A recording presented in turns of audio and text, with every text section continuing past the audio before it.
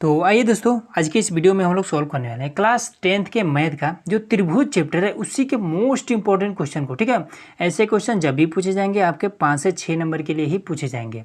ठीक है, तो इसलिए इस वीडियो को ध्यान से देखिएगा और बहुत सारे ऐसे क्वेश्चन मैं बताने वाला हूँ। तो चलिए इसको सबसे पहले तो सही नियम कैसे हम लिखेंगे, सही तरीके से कैसे लिखेंगे वो चीज़ समझते हैं। पहला आपको हेडिंग डालना है हल। ठीक है, उसके बाद से दूसरा आपको लिखना है कि दिया है। ठीक, तो दिया है में आपको क्या लिखना है, तो यहाँ पर आपका क्या दिया, ए डी लंब है बी सी पर।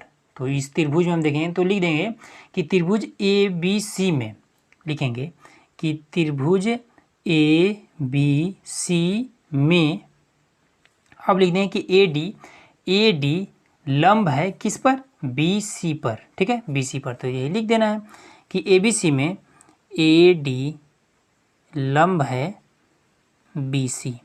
ये चीज़ इस तरीके से आपको लिखना है। ठीक है, अब इसके बाद से क्या करना है, लिखना है सिद्ध करना है।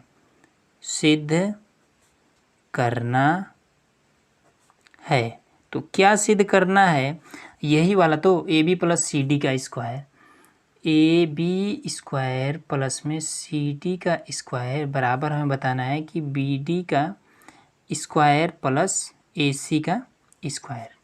ये चीज़ हमें सिद्ध करना है। तो देखिए कैसे सिद्ध करेंगे, लिखेंगे प्रमाण। ठीक है, तो प्रमाण में हमें क्या करना पड़ेगा, सबसे पहले देखिए यहाँ पर ए बी है, बराबर के इधर ये पहला वाला ए बी है, फिर बराबर के इधर पहला वाला क्या है, बी डी है। तो देखेंगे कि ए बी और बी डी है कहाँ पे, तो ए बी ठीक, बी डी, तो बी और डी यही तो है ना, मतलब कि ए बी और डी त्रिभुज में। ठीक, इस वाले त्रिभुज की हम बात कर रहे हैं। तो देखिए आपको पाइथागोरस प्रमेय का फॉर्मूला पता होगा, उसमें क्या कहता है कि किसी समकोण त्रिभुज, हाँ एक चीज़ और कि ये वाला आपका क्या है, 90 डिग्री का है। ठीक है, और 90 डिग्री का होगा तभी समकोण भी होगा। तो इधर का 90 डिग्री का है तो इधर वो भी आपका 90 डिग्री का होगा। तो कोण जो डी बन रहा है वो आपका 90 डिग्री का है। ठीक है, तो समकोण इसमें पाइथागोरस त्रिभुज,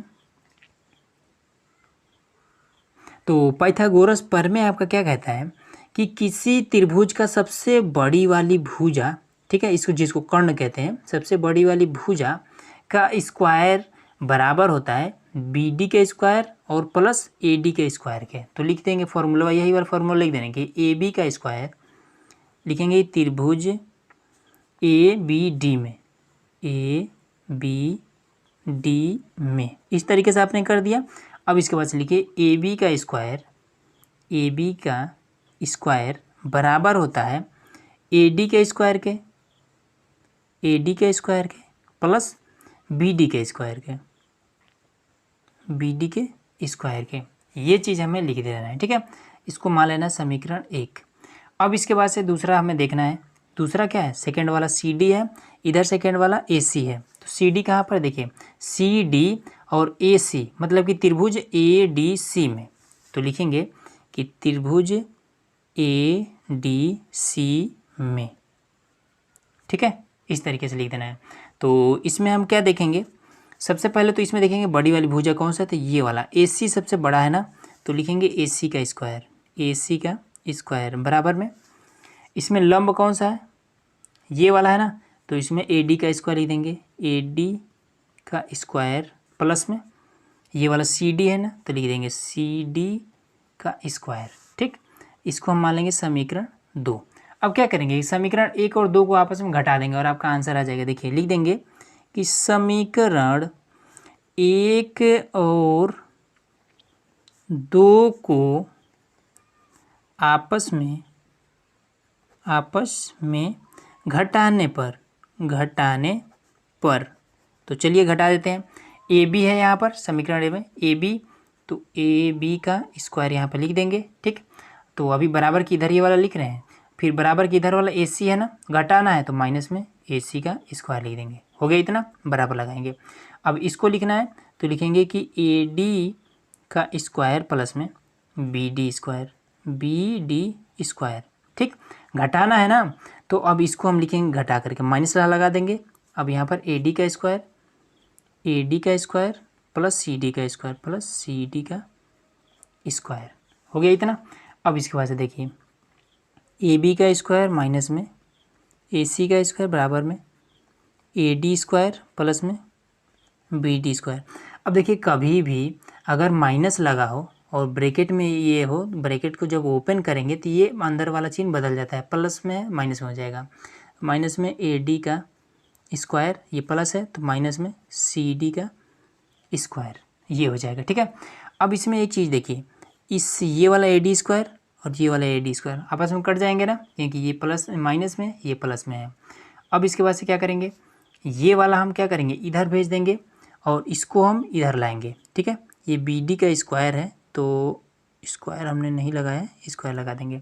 ठीक, तो ये माइनस वाला इधर भेज देंगे और इधर ये माइनस में इसको इधर लाएंगे। ए बी का स्क्वायर माइनस वाला इधर आएगा, प्लस में जाएगा, प्लस में सी डी का स्क्वायर बराबर में क्या हो जाएगा, ये प्लस में बी डी स्क्वायर है तो बी डी का स्क्वायर, और इधर ये वाला अब हम इधर ला देंगे तो माइनस में तो प्लस में ए सी का स्क्वायर। अब देखिए यही चीज़ तो हमें प्रूफ करना था और ये हमने प्रूफ कर दिया। ठीक है, ए बी और सी डी स्क्वायर, देखिए ए बी का स्क्वायर सी डी स्क्वायर बराबर में बी डी स्क्वायर और ए सी स्क्वायर, देखिए बी डी स्क्वायर ए सी स्क्वायर, हो गया प्रूफ। बस ये आपका 4 नंबर कंप्लीट हो गया। इसी तरीके से आपको करना है। ठीक है दोस्तों, चलिए और भी क्वेश्चन उसको देखते हैं। अब दोस्तों यहाँ पर हमारा क्वेश्चन नंबर दूसरा है। ठीक है, देखिए क्वेश्चन नंबर दूसरा में क्या कह रहा है कि कोण ए सी बी बराबर में 90 डिग्री। ठीक है, तो 3 यहाँ पर कोण दिया गया है ना, तो इन तीनों में से हमें केवल इस बीच वाले पर ध्यान देना होता है। ठीक है, मतलब कि सी जो कोण है वो आपका 90 डिग्री का है, यहाँ पर ये वाला। ठीक, तो चलिए इसको हम इस तरीके से बना देते हैं। ये 90 डिग्री का, ये अगर इस तरीके से दिया हो तो समझिए कि ये 90 डिग्री का है। ठीक है, जैसे यहाँ पर ये 90 डिग्री का है। अगर इधर 90 डिग्री का है तो समझ जाइए कि इधर भी आपका 90 डिग्री का ही होगा। ये चीज़ आपको हमेशा ध्यान रखना है। ठीक है, और कह रहा है कि तथा सी डी लंब है ए बी पर, तो देखिए सी और डी लंब है ए बी पर। ठीक है, लंब है ना, तो सिद्ध कीजिए कि बी सी का स्क्वायर और ए सी का स्क्वायर बराबर है बी डी और ए डी के। चलिए इसको करते हैं हल। तो देखिए हल में सबसे पहले लिखना है कि दिया है। ठीक, दिया है तो लिखेंगे कि त्रिभुज ए बी सी में, ए बी सी में कोण सी 90 डिग्री। ठीक है, कोण ए सी भी लिखिए या फिर चाहे डायरेक्ट ऐसे सी भी लिख दें, कोई दिक्कत नहीं है, सी बराबर में 90 डिग्री। ठीक है, तथा सी डी लंब है ए बी पर, सी डी लंब है ए बी पर, ये हो गया। उसके बाद से लिखना है सिद्ध करना है, सिद्ध करना है। क्या सिद्ध करना है कि बी सी का स्क्वायर और ए सी का स्क्वायर बराबर है बी डी और ए डी के। ठीक है, ये चीज़ हमें सिद्ध करना है। तो देखिए इसमें अब उसके बाद से लिखेंगे प्रमाण। तो प्रमाण में क्या लिखेंगे, इसमें एक चीज़ देखिए कि बी सी है ना, ये बी सी है और यहाँ पर सामने इसके बी डी है, तो हम देखेंगे कि कहाँ पर है बी सी। तो ये रहा हमारा बी सी और ये रहा हमारा बी डी। ठीक है, तो मतलब कि त्रिभुज डी सी बी में, ठीक, त्रिभुज डी सी बी में। और एक चीज़ और कि देखिए इस वीडियो को अगर देखने से पहले आप क्या करिएगा कि इसका जो प्रमेय 6.7 है, ठीक है, प्रमेय 6.7 इसको आप ज़रूर पढ़ लीजिएगा। ठीक है, या फिर मैंने इस पर वीडियो भी बना रखा है, लिंक डिस्क्रिप्शन में है और थंबनेल भी दिखाई दे रहा है। ठीक है, तो इस वाले वीडियो को देख लीजिएगा। ठीक, इसके बाद से इस वाले क्वेश्चन को देखिएगा, एकदम से ईजिली समझ जाएंगे। ठीक है, तो देखिए मैं आपको थोड़ा सा हिंट दे देता हूँ कि क्या कहता है प्रमेय 6.7। ये कहता है कि ये वाला एक त्रिभुज बना है ना, ये वाला त्रिभुज ए डी सी, ये त्रिभुज बना है ना, तो कहता है कि ये वाला त्रिभुज इस पूरे बड़े वाले त्रिभुज का समरूप होता है। ठीक, ये छोटा सा त्रिभुज इस पूरे बड़े वाले समरूप का मतलब त्रिभुज का समरूप होता है, ये हो गया। और दूसरा कहता है कि ये वाला जो त्रिभुज है सी डी बी, ठीक, ये त्रिभुज भी इस पूरे बड़े वाले त्रिभुज का समरूप होता है। अब समरूप होने से क्या होता है कि इनकी संगत भुजाएं भी आपस में बराबर होती है। ठीक है, संगत भुजाओं का अनुपात आपस में बराबर होता है। तो चलिए प्रमेय 6.7 से हम क्या करेंगे, लिखेंगे बी सी और बी डी।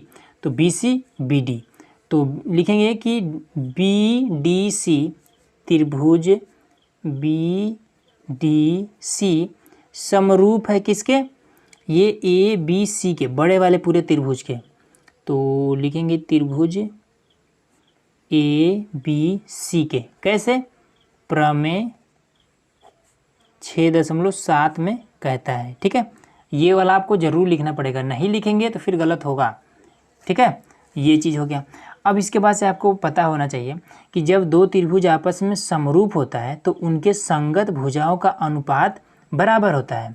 ठीक है, तो इसमें क्या है, सबसे पहले यहाँ पर BC दिया है ना, तो BC हम देखेंगे यहाँ पर ये वाला है। ठीक, BC। तो सबसे पहले छोटे वाले त्रिभुज में ही देखेंगे। अब छोटे वाले त्रिभुज का मतलब ये वाला नहीं, BC इसमें है, BD इसमें है, तो ये वाला। ठीक, इसमें तो देखिए BC यहाँ पर क्या है, CD और B, इसका क्या है, इस छोटे वाले त्रिभुज का BC क्या है, कर्ण है। ठीक, तो ये वाला कर्ण हम यहाँ पर लिखेंगे, कर्ण हम BC यहाँ पर लिख देंगे। ठीक, अब हमने क्या किया, छोटे वाले त्रिभुज का कर्ण ले लिया। अब बड़े वाले त्रिभुज में मतलब कि A, B और C का कर्ण लेंगे। ठीक है, तो कर्ण कौन सा है, तो इसका ये सबसे बड़ा वाला भुजा कर्ण होता है, तो AB ही सबसे बड़ा है, तो लिख देंगे बट्टे में AB, ये चीज़। ठीक, अब बराबर लगाएंगे। अब फिर क्या देखेंगे कि BD है ना यहाँ पर, तो BD क्या है, इस छोटे वाले त्रिभुज का BD क्या है, तो आधार है। ठीक, तो आधार से सटा हुआ ये जो तिरछा होता है ये होता है इस बड़े वाले त्रिभुज का आधार। ठीक है, ध्यान दीजिएगा कि छोटे वाले त्रिभुज का आधार ये है, तो इस बड़े वाले त्रिभुज का आधार इसी भुजा से सटा हुआ ये जो तिरछा होता है ये होगा। ठीक है, ये चीज़ हमने एक वीडियो बनाया है जिसका थंबनेल आपको दिखाई दे रहा है, उसी में हमने बता रखा है।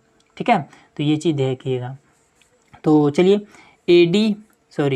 BD है ना, तो लिखेंगे कि B और D बटे में, तो इसका आधार, तो बड़े वाले त्रिभुज का आधार कौन सा होगा, इसी से सटा हुआ ये जो तिरछा है ये, तो BC, तो ये BC।